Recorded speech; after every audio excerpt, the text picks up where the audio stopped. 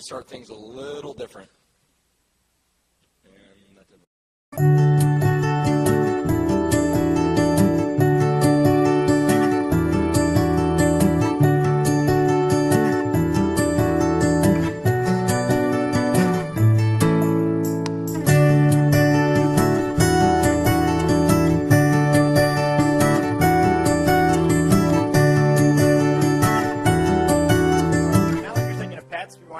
We want to bring you to OCwatchmypet, which is a website, a community that's bringing together pet owners and pet sitters. The problem is that all of us have pets. There is one option, kennels. They're not flexible. They're in high demand, and it's unfocused. The market is highly fragmented, and we think this is an area that we can capture. All right, so we have by far the simplest idea of the evening, but something that we feel could be pretty effective. This is our website, watchmypetnow.com, and it's pretty basic. When you go to the site, it's a call to action right away to tell you what to do depending on who you are. So if you're a sitter, all you have to do is click sitter sign up right here. You're given a form where you put your basic information in. This is something that everyone's going to do, and a little bit later we'll get to our premium model as well. If you need care, if you're a pet owner, there's two options for you, find daycare and find overnight care. So the driving force in this idea was the fact that a few weeks ago, Todd went to look for overnight care. He literally could not find it. He had to sift through a bunch of hourly rates on pet websites. So when you click on find overnight care, you're taken to the website that matches your zip code with where the pet sitters are, and then you're given profiles, logos that indicate whether they're overnight users or just hourly users, as well as a review system. So there's a market. Right now, obviously, it's a recession, not doing very well, but yet the pet market is growing. It's growing by 4%, expected to grow, and 62% of people have a pet. Now, who's in this market? Yes, there's the brick and mortar, PetSmart. There's also a couple focused websites, Sitter City, Care.com, focus more on babysitters, also elderly people, but yet still highly fragmented and no really overnight pet option focus. All right, so customer acquisition, pet owners, how are we going to get them? For the interest of time, we're just going to kind of sum up this slide.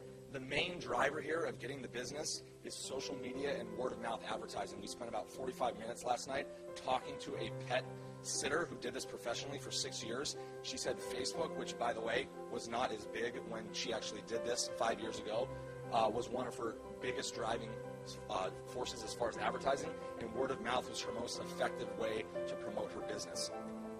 How are we going to get the pet sitters?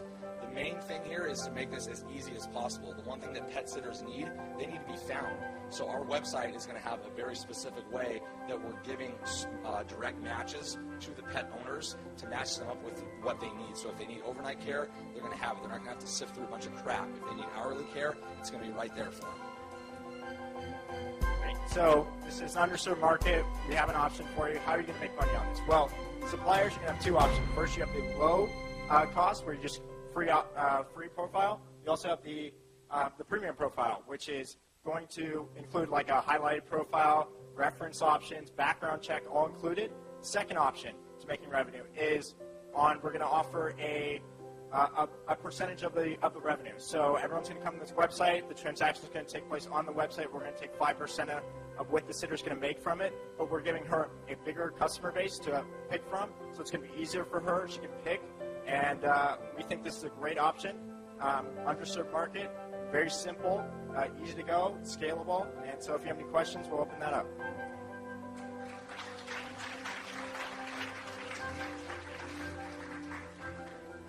Who sets the rate?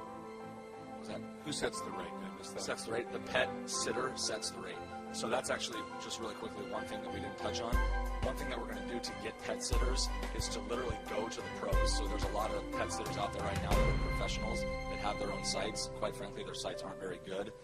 So we're going to go to them and basically say, hey, we'll automate this whole thing for you. You can keep your current rates. You can keep your current hours. We'll keep your schedule. We'll get you more customers. Just for a comment, I mean, just positioning as performance-based marketing for them, that should be a pretty easy sale. Yeah, definitely. Do you have any validation from the users that they want something like this? I mean, the people who have pets? Well, I have a personal experience. Business individual coming back from vacation, you're rushing to get home. Pet place is closed on Sunday at 5. high of holidays, you can't pick them up, have to wait for the next day.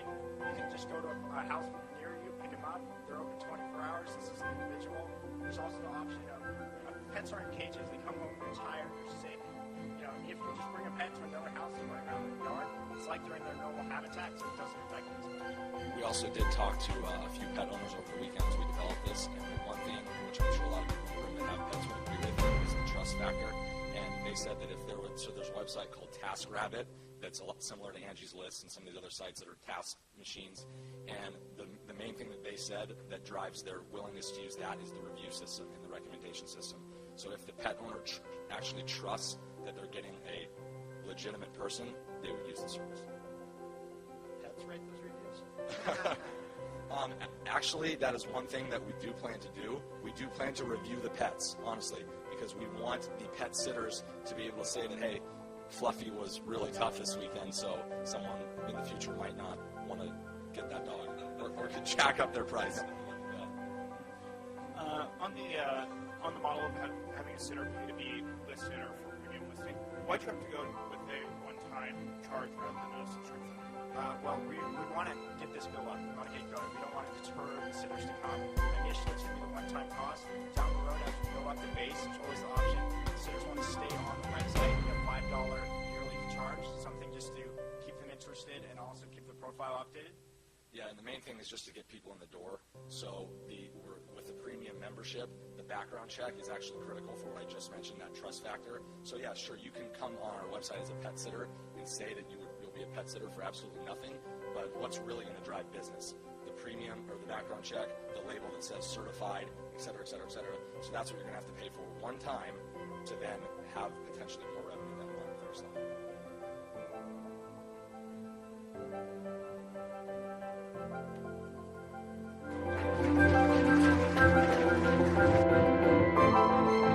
Number one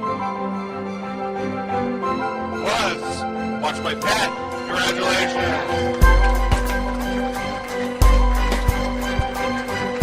And Watch My Pet will be going on to the Global Startup Battle